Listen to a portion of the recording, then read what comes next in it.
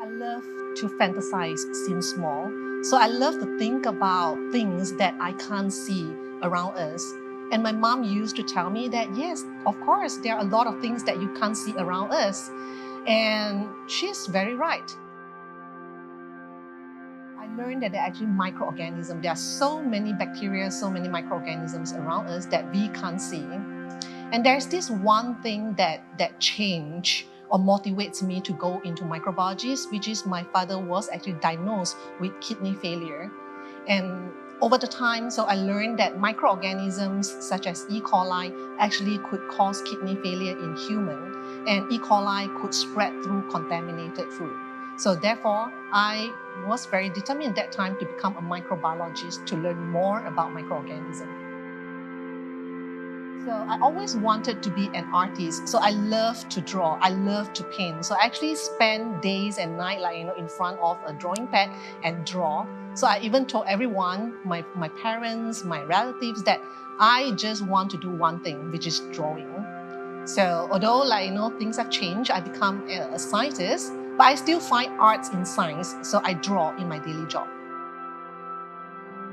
So I'm currently working on developing a sensor that will allow people to detect bacteria in food in a real-time manner. So these probably would tell us that E. coli actually present in the food that you are about to eat in seconds, perhaps minutes.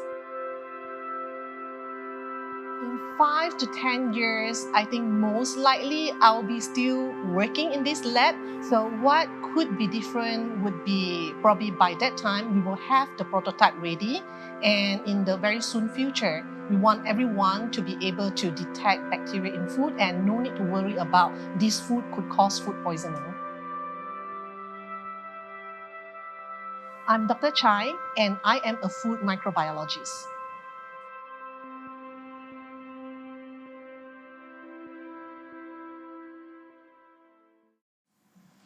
How would you start your day? I'll start my day with a huge cup of coffee, 500 ml. How many cups of coffee do you drink every day? Oh, I'm a coffee addict. I drink at least 2 cups of coffee, sometimes 5. How's your day like as a scientist? As a scientist, it really depends very much. So when I have class, I will go into my class to teach. And after that, I probably come into the lab, do research, talk to my students, look at their work. And if I have meeting that day, then I'll probably travel for meeting at ministry. If I have consultancy work with industry, I probably will pay a visit to food industry to look at the problem that they have. And and before I go to bed, I'll make sure that I read a lot of scientific paper, and I will spend at least 1 hour writing up the research paper that I actually work on. Do you read only scientific papers every day? Oh, of course not. I love reading. I love to read a lot of novel books like, fantasy, science fiction, horror, novel, and a lot more. I actually have a huge collection of all of these novels. What is the last book you read? The last book I read was actually I Contain Multitude by Ed Yong. What's the book about?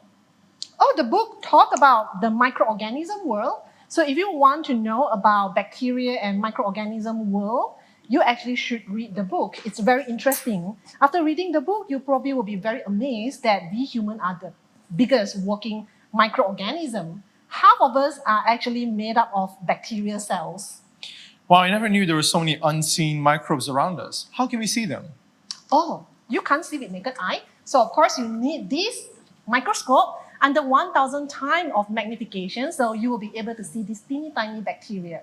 And the next thing you need probably is actually the agar media.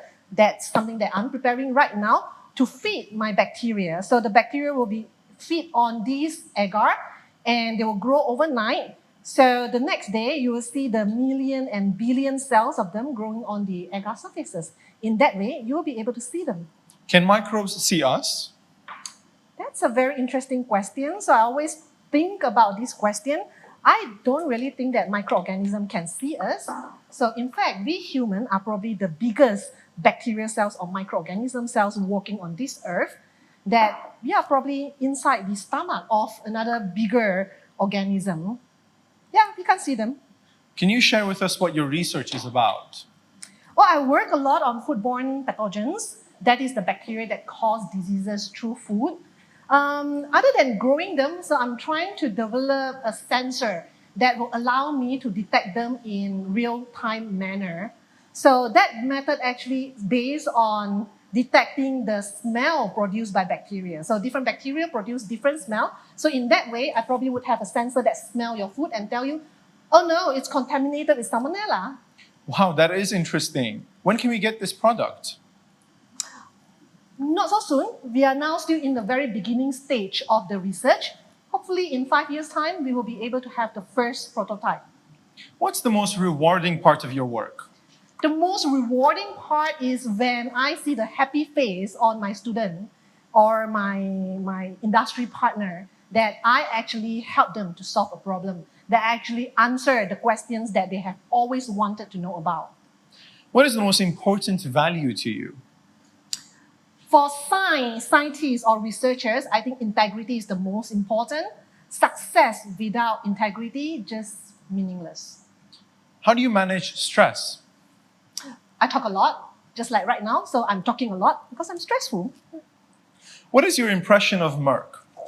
Merck is a very famous global leader in science, and they produce very high quality product. And I think that the company focus very much into ensuring sustainability in science. Any new innovations or products you wish Merck could have? Increase the microbiology line products. They need more. And finally, who would be the next person you suggest us to talk with? I work on food and microbiology, so I would suggest you to go talk to Dr. Pan. So he's a mushroom expert, so he probably will tell you a lot more about the fascinating things about mushrooms. All right, thanks so much for your time. Okay, I need to continue my work. Bye and shoo!